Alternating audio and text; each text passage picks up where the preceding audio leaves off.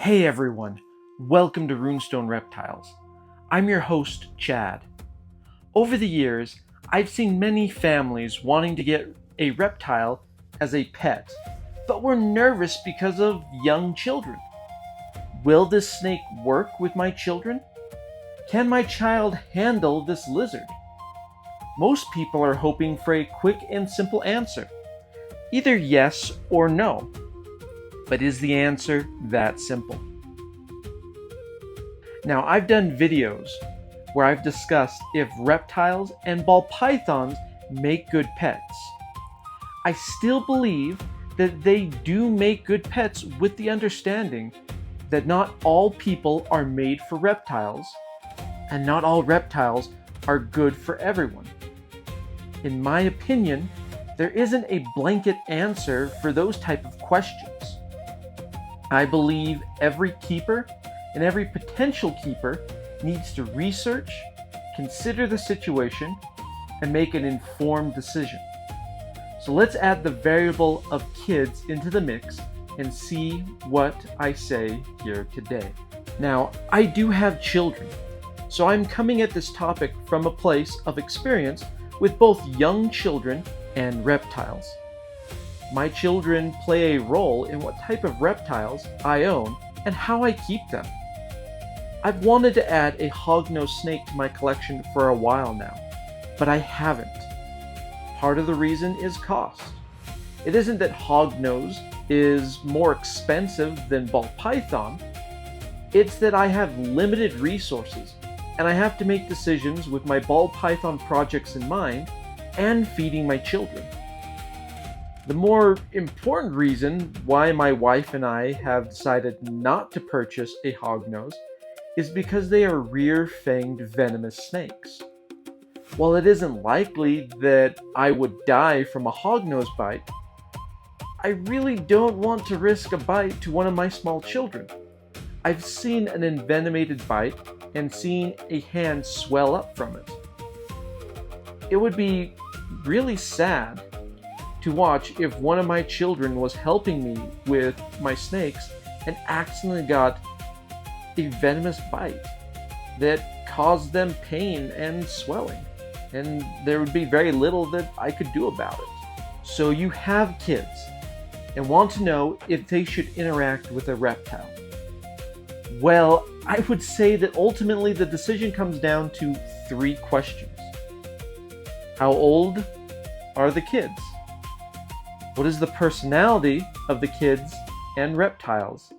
And what type of reptile are we talking about? Let's discuss these questions in turn and what it means for our overarching question. The age of the children will play a big role in how I would answer this question. If the children are too young to understand that they are interacting with a living animal that will defend itself, I probably wouldn't allow the children to handle even the most basic reptiles.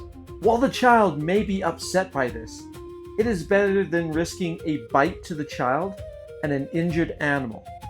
My infant and 1-year-old are not holding any of my beasties because of this. My daughter is at a point where she is allowed to hold a ball python, but I supervise her time with them.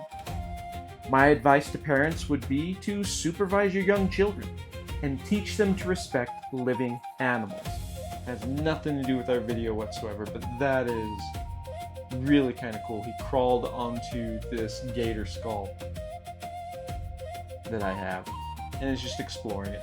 Personality will also play a role in how I would allow a child to interact with a reptile. I'm not just talking about the kid's personality, but the reptiles as well. Here I have Ghost and Dusk. Both are ball pythons, but they have very different personalities. Ghost is a lot calmer and less likely to be startled than Dusk is. His personality and temperament make him easier to handle, and he tends to trust more quickly. On the other hand, Dusk is a lot more shy and defensive than Ghost. When encountering sudden movements, Dusk is quicker to defend herself, because I know the personality of both of these animals, I know that I trust ghosts to interact with first-time and younger children than I would dusk. The children's personality will also play into this. Because my daughter is very gentle with the snakes, I'm much more likely to let her interact with dusk than my older son, who sometimes has trouble paying attention while he's handling really anything. Understanding a child's attention span, if they can follow directions, and how timid the child is can play a huge factor in determining if a child would do well while interacting with a reptile. While working at the reptile sanctuary, part of my job was to allow children to interact with reptiles. I saw children of all ages and personalities come through the doors looking to hold snakes, lizards, and even alligators. Sometimes I would have to make a snap decision about the child to figure out what kind of animal I was going to pull out for them to hold. If I felt that the child wasn't going to listen to me or wasn't going to do well with the animals, I wasn't reaching for a red-tailed boa or a blood python. I was reaching for a bearded dragon or a ball python, especially one of the animals that I knew its personality and how it was going to react to being held. The type of reptile is probably the number one thing I would consider if I didn't know the personality of the animal. I would hope that some of what I'm saying here is obvious, but let me give you some examples. Venomous reptiles are a great example of something I wouldn't hand my children, regardless of personality, until they were much older and had some training under my supervision or someone that I trust. I have professional training with venomous reptiles. I've been around them and have handled them quite a bit. Handling venomous animals is very different because if you get bitten, there may not be a second chance. Large constrictors are another animal that I wouldn't allow my small children to be around. Even though a red-tailed boa wouldn't be able to eat my children, it could be lethal to my younger kids. Under supervision, I'm okay with my oldest handling and interacting with a red-tailed boa, but I don't want my younger children to do so yet, or any of my children to be present during a feeding. This may seem extreme to some, but I've been on the wrong end of a reticulated python's bite, and I've seen the power of large constrictors.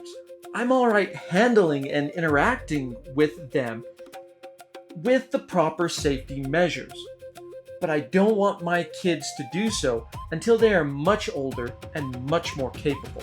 Can children and reptiles mix? Absolutely, with the proper supervision and the proper understanding.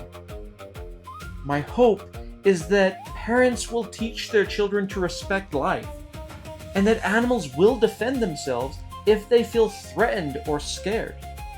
Depending on the age, personality, and type of reptile, I would change my answer as to how much the child should interact with the animal and how much supervision is required. Honestly, I do think there are some really great reptiles out there that are easy for kids to handle and would be fun for your family. Which reptiles do you think are good for households with children? Let us know in the comments, and we'll see you next time.